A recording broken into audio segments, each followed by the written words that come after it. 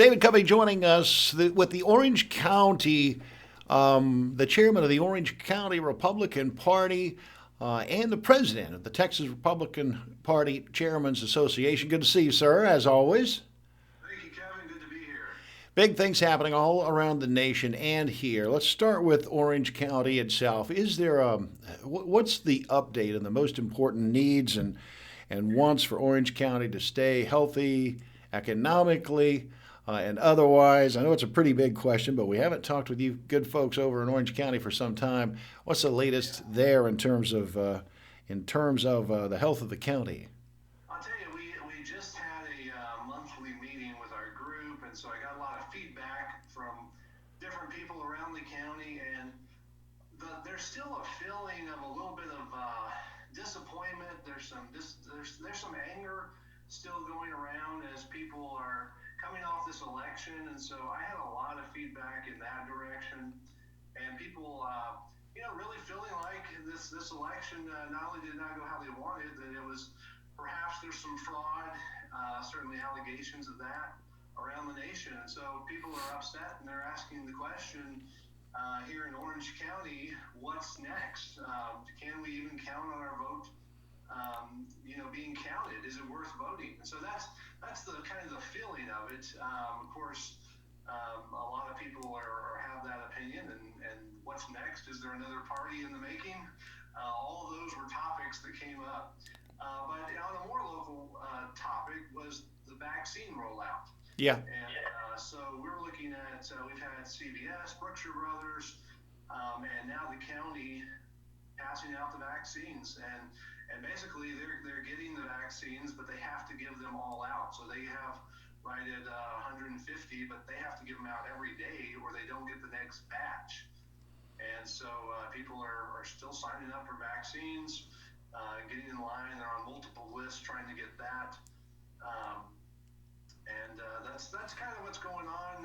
People are recovering and in some ways stepping back from the political side of things, turning off the news, turning on I Love Lucy, and trying to enjoy a little bit of time. What do you see at the state level, sir? Is there critical legislation this session for Orange County? I would say so. So for this session, we are in a different point and a different position than we've ever been before because the state representative, Dave Phelan, who represents Orange County and part of Jefferson, is now the Speaker of the House. And so we have a lot more influence up in Austin these days. One of the key pieces of legislation that I really want to see worked on, I know our county judge and state representative Phelan also, is getting funding for a levy system that the Corps has been working on to protect Orange County, because what we're seeing is the insurance rates for areas like Bridge City and areas in Orange that can tend to flood. With the new FEMA maps, the insurance rates are going to go sky high. And not only would some people have suggested they would have to sell their house in Orange County and move, but you won't be able to sell a house because of how high your insurance premium is. Mm. We're really hoping legislation passes that will help fund the levy system and protect our county and keep it a place that regular working folk type people can still afford to live, buy a house, and raise a family. Yes, sir. And you're satisfied Speaker Phelan's behind that bill and is working towards that aim? Yes, absolutely. I feel confident not only him and his staff, but our senator, State Senator Robert Nichols, and others realize the impact that it has here in Orange County and want to help make that happen. Listen, a lot of folks at the level of the state of Texas think we should become the nation of Texas. As you know, you recently heard from a long time proponent of this matter, the secession of Texas from the rest of the Union. Daniel Miller with the Texas Nationalist Movement has led this kind of a movement for 20-some years now, and he spoke with Orange County folks recently. What was the reception to that? When I introduced Daniel Miller to speak to our group, there was probably, I would say, 80% were were unsure what they were about to hear and were doubtful about Texas seceding and leaving America. You have a lot of folks here in the North who are very patriotic. Yeah, he changed some minds in the sense that the movement that he's leading is asking for one thing right now, and that's the ability to have a discussion. And so, State Representative Kyle Biederman filed a bill actually on Tuesday of this week, and his bill is saying let the people of Texas vote on whether they want to be a part of the nation or step aside and be their own. It wouldn't do anything other than it would start a discussion of what would that even look like. And so I was surprised to hear what I heard from Daniel Miller, some of the thoughtful things that have gone in. I went into it pretty opposed, but I'm willing to have a discussion about it. And I think the people of Texas should be allowed the opportunity to vote on it themselves. That's their right. Their people are the ones that govern, so they should have the ability to actually vote on that. And so that's what we're seeing here. It was an interesting discussion. It had a lot of passion behind it, especially these days after the new administration is now in the White House, and seems like more folks are dissatisfied than ever. You know what? I think if that bill were to make it into a referendum for Texans in the near term, I think Texans would vote for it. What do you think? I the response from our room would indicate that in the very least Orange County would.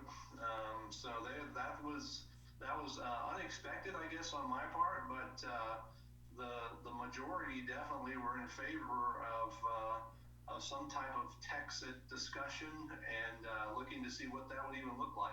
Wow, and that is a remarkable shift in attitudes. Do you think with the victory by President Biden and the concurrent leadership of the Democrats in both the House and Senate, do you think that we have now gone into a new era in American politics and leadership? Do you think that we're now in a place where, in fact, conservatives have far more to be concerned about today in terms of a societal shift than we did just a short time ago?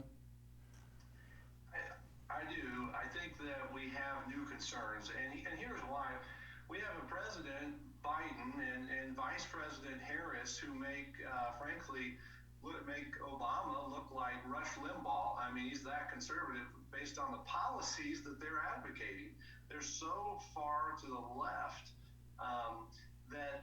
that shifts the discussion, and so I think the conservatives need to wake up that those that have any type of belief in small government, um, wake up if it's not already too late. But I definitely think that shows us that the nation as a whole is moving that direction, just for the fact that they receive so many votes. The discussion is not what it used to be 20 years ago.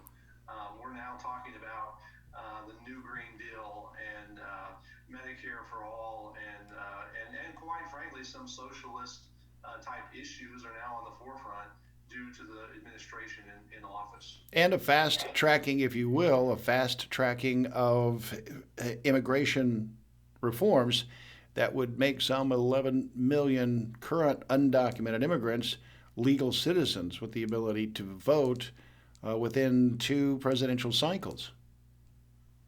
It's pretty amazing that it would happen that fast.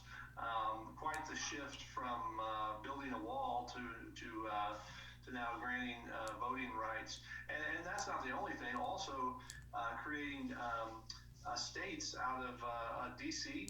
would add two more, and I would say not great senators to the Senate, and as well as new congressmen. So those kind of issues basically set America up to never have a two-party system. It becomes a one-party system because it's so heavily weighted. And so, I think that those are signs of concern, if not outright alarm. people ought to be waking up to.